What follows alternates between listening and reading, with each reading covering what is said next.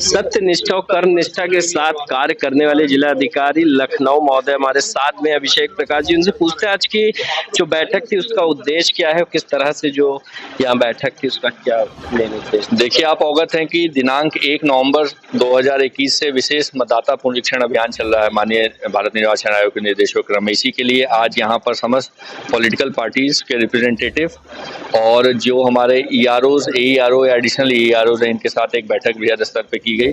पूरे अभियान की रूपरेखा बताई गई और यही कहा गया कि माननीय आयोग के निर्देशों के क्रम में इस अभियान को 100% सक्सेसफुल बनाना है और कोई भी ऐसा व्यक्ति जो 18 वर्ष की आयु 1 जनवरी 2022 को प्राप्त करता है वो मतदाता बनने में एलिजिबल है, उसका नाम न छूटे और जहाँ पे फॉर्म 7, 6 का या 8 का है उसको नियमानुसार उसमें भी कार्रवाई की जाएगी। उत्तर प्रदेश के विधानसभा चुनाव के लिए उत्तर प्रदेश की राजधानी में हर जगह एक बैठक का आयोजन किया गया, जहां आयोजन का उद्देश्य है कि 2022 का जो विधानसभा का चुनाव है वह हर अच्छे संभव तरीके से हो।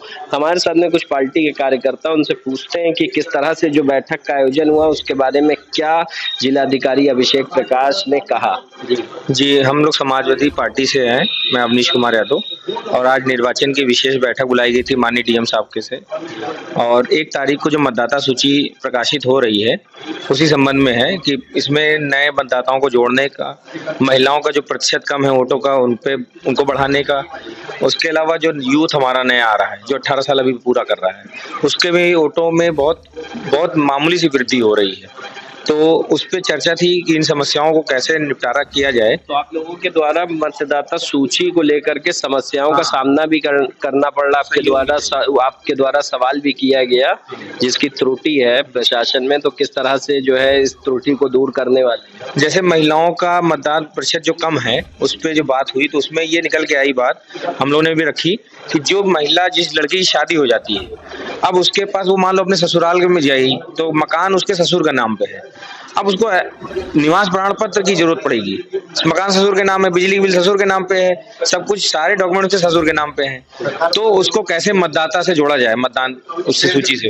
इस पे हम लोगों ने एक सुझाव दिया उनको कि इसको भी आप लोग थोड़ा सा जो इसमें जो कठिनाइयां उसको दूर करें, इसी पे चर्चा हुई। 2022 के चुनाव में क्या यानी कि समस्याओं का मतदाता सूची में जो आज बैठक रखी गई है, किन समस्याओं का सामना करना पड़ रहा है। मतदाता सूची का सबसे बड़ी समस्या ये है कि इनके BLO टाइम से पहुंचते नहीं।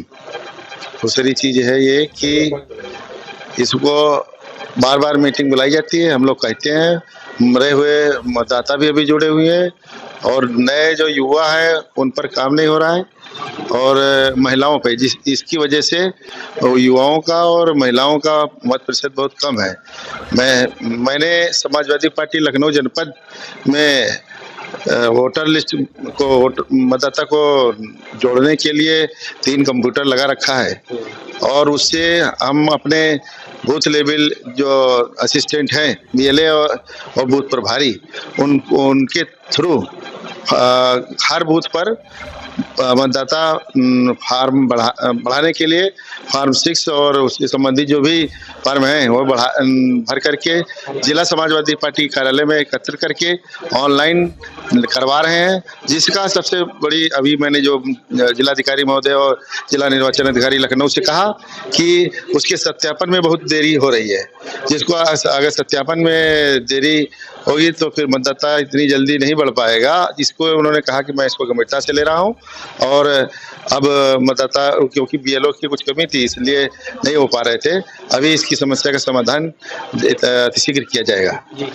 तो सर अपना परिचय देते हुए बताइए किस तरह से जो आज जो बैठक का उद्देश्य था कि मतदाता सूची में ज्यादा से ज्यादा लोग मतदान इस 2022 के चुनाव में कर सके, क्या त्रुटियां आ रही हैं और क्या समस्याओं का सामना कर रहे हैं। मैं कम्युनिस्ट पार्टी से सहायक सचिव हूँ मोहम्मद अकरम।